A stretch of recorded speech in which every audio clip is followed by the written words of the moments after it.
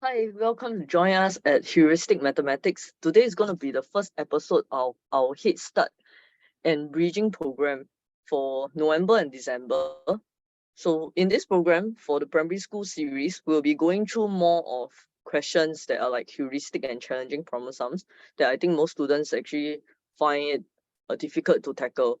So without further ado, I will be starting on the P4 and P5 questions first. So I'll be just choosing some questions, like 1 to 2 questions every episode to actually go through, which I think is useful for most of the students. Please stay tuned to our YouTube by subscribing to our YouTube and then follow us on Facebook for more details. So for questions that we'll be releasing every Wednesday weekly for 1 or 2 questions of such. So without further ado, let's start on the very first question that we have. So we have Susan has $22 more than Mark. After she spent half of her money and Mark spent 1/4 of his money, they had the same amount of money left. How much money did Susan have at first? So for this kind of question, right, typically we call it the before and after question. So how to actually spot this kind of question? It will be questions such as, they will tell us, say, at first, there's a comparison between the two persons. So Susan has $22 more than Mark. And then after, there will be a change in between, which is either there's an internal transfer, which is Susan give Mark, or in this case, is Susan spend a certain amount and Mark also spend a certain amount, which is Susan spend half of her money, Mark spend 1/4 of his money. Then in the end, which is the after, they had the same amount of money left. So a lot of students will get confused. Where do they actually begin the model at? Because like for before and after questions, right, unless you are very familiar with it and you are able to visualize it, right, I suggest for beginners, start with model. So we're going to start from which part? The yellow one or the blue part? Because some students, they are not very sure where to start from. My suggestion is always to start from the equal amount. If not, then we start from the one that they tell us, say that, let's say Susan have twice as much as Mark, or Mark has 3 times as much as Susan, that kind of thing. But in this question itself, we do not have that. We only have like $22 more than Mark. And then in the end, they are the same amount. So I'm going to start from the end. So remember, if we are starting from the end, we're working backwards. So the first one that I will draw is, I will draw 2 bars that is the same. And then I will label this as Susan. And then here is Mark. And then after that, this is the same. And then we have to label this as the left. And then here is also left. So now we're working backwards. So since we start from the left, we go to the second sentence whereby they say, after she spent half of her money and Mark spent 1/4 of his money, they had the same amount left. So let's think. For Susan, she spent half of her money and she left with the model we have here.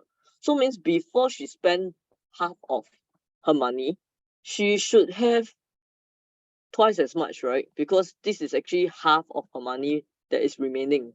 So for me to go back to this part, so I'll add back what they actually say, which is the other half. So for me, draw the other half. So it will look roughly like this. That will be at first what Susan actually have. What about Mark? They say that Mark spent 1/4 of his money. So means he is left with how much of his money in terms of fraction?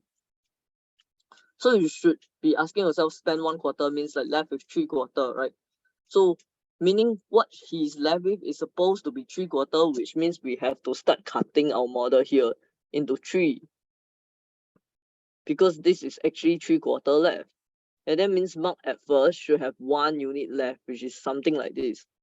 This is what Mark spent. And then this is what Susan spent.